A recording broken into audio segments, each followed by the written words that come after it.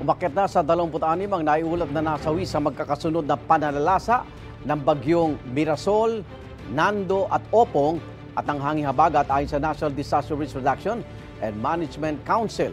Sa Masbate, nagdeklara na ng state of calamity dahil sa kabi-kabilang pinsalang iniwan ng bagyong Opong. Siyam ang naitalang nasawi roon, kabilang isang teenager na lalaki. Dadaganan kasi ng gumuhong pader ang kanilang bahay sa kasagsagan ng bagyo. May unang balita si JP Soriano.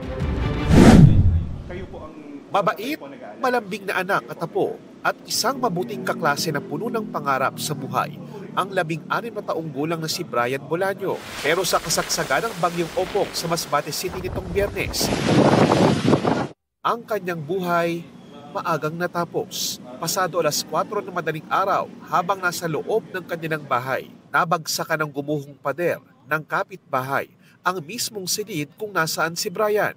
Kwento ng ama ni Brian na isang bumbero mula sa BFP Masbate, malakas man ang bagyo, kampante siyang iwan ng anak at lola ni Brian sa bahay dahil sementado at protektado ang pundasyon nito. Nag-duty pa raw siya noong madaling araw ng Biyernes para tumulong bilang contingency sa mga binagyo. Natawagan pa raw niya ang lola ni Brian bago mag-alas 5 ng umaga at sinabing okay naman ang kanilang lagay kahit malakas ang hangin. Hanggang sa nakatanggap ang ama ni Brian ng tawag, kailangan niya raw bumalik dahil nabagsakan ng pader ang kanilang bahay. Dinala sa ospital si Brian at sinikap i-revive ng mga doktor. Ako mismo, ni-revive ko pa rin yung anak sa sobrang ko na hindi ko matanggap. Sa ang iniisip ko, hindi ko susukuan yung anak ko. Pero hindi na talaga. Wala na talaga.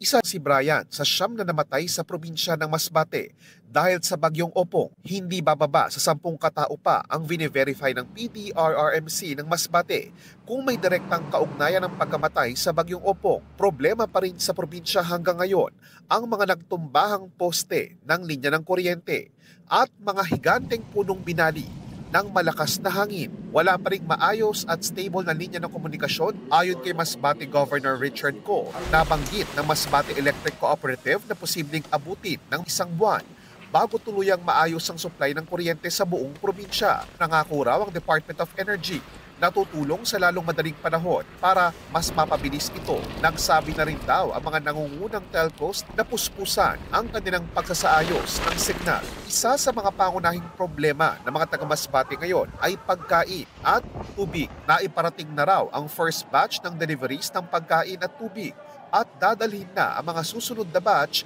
sa mahigit 20 bayan ng Masbate na isinailalim na sa state of calamity. We assure them that we will do our best na matulungan sila. We will do our best to recover. We will do our best na makabangon ang Masbate. Mula rito sa Masbate, ito ang unang balita, JP Soriano para sa GMA Integrated News. Igan, mauna ka sa mga balita, mag-subscribe na sa GMA Integrated News sa YouTube para sa iba't ibang ulat sa ating bansa.